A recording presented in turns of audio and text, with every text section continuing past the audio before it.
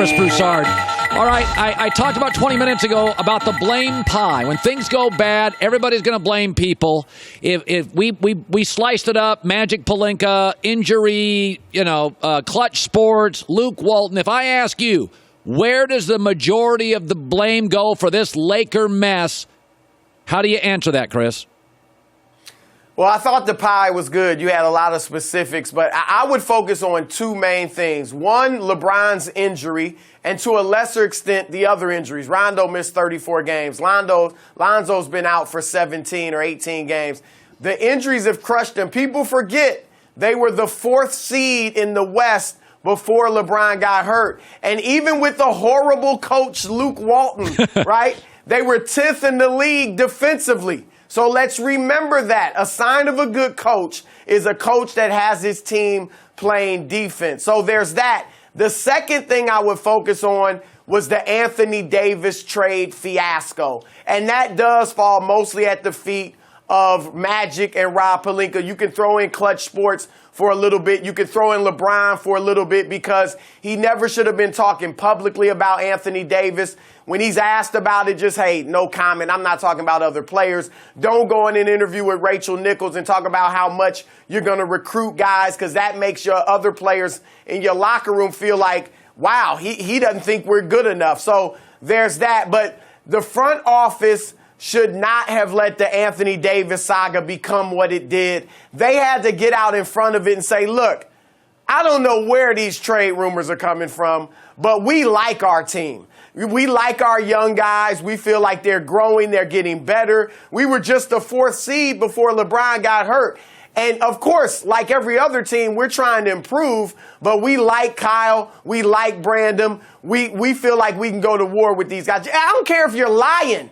You might be lying through your teeth, but Magic came out, basically confirmed everything, and then afterwards says, hey, you got to be big boys about it. Yeah, of course you do, but still, they're human beings too. So the front office needs to get out in front of it. And Colin, you can look at that is huge because defensively is where they've fallen off since the trade rumors. You look at Brandon Ingram's offense, you look at Kyle Kuzma's offense, and we say, hey, the young guys are still playing well.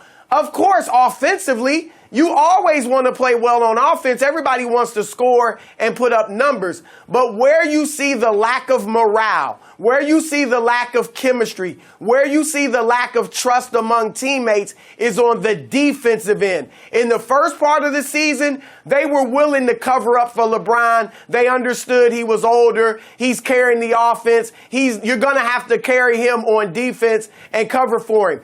Once the AD trade saga happened, they're no longer willing to cover for LeBron defensively, and that's why they've sunk the way they have.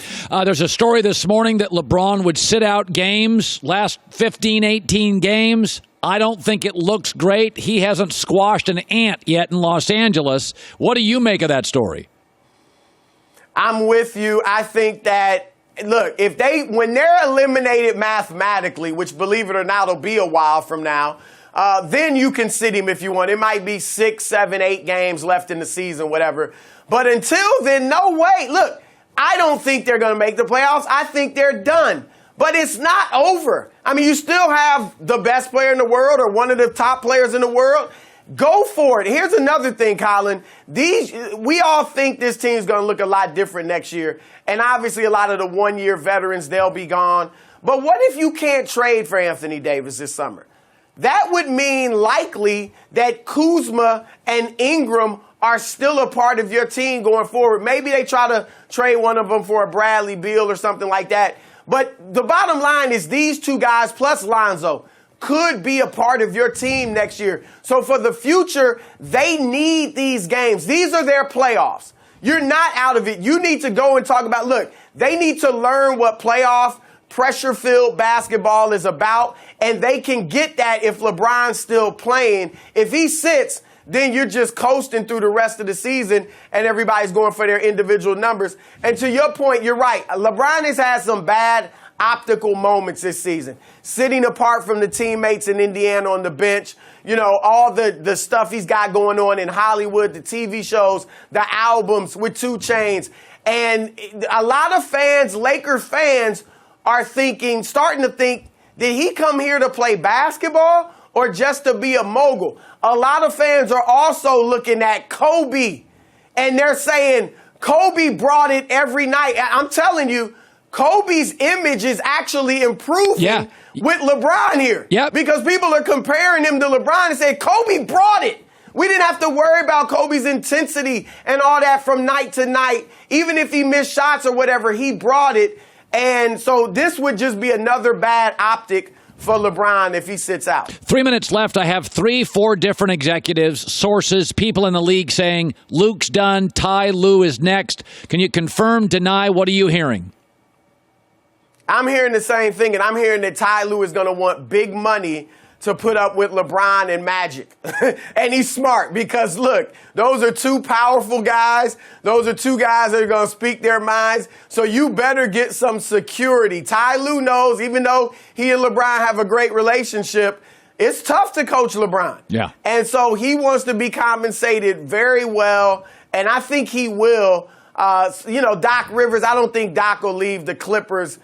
He shouldn't if he's going to get Kawhi, and who knows who else they might get, a KD or somebody like that. So I think Ty Lue is definitely what I'm hearing, and I'm hearing he's going to want big money, and it looks like the Lakers will pony it up. All right, you got a radio show to do later with Rob Parker. You're doing a great job. First things first, Chris Broussard in New York. Good seeing you, bud.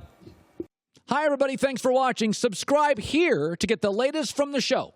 Also, be sure to check out more of the best clips from The Herd or go watch a few segments from other shows on FS1.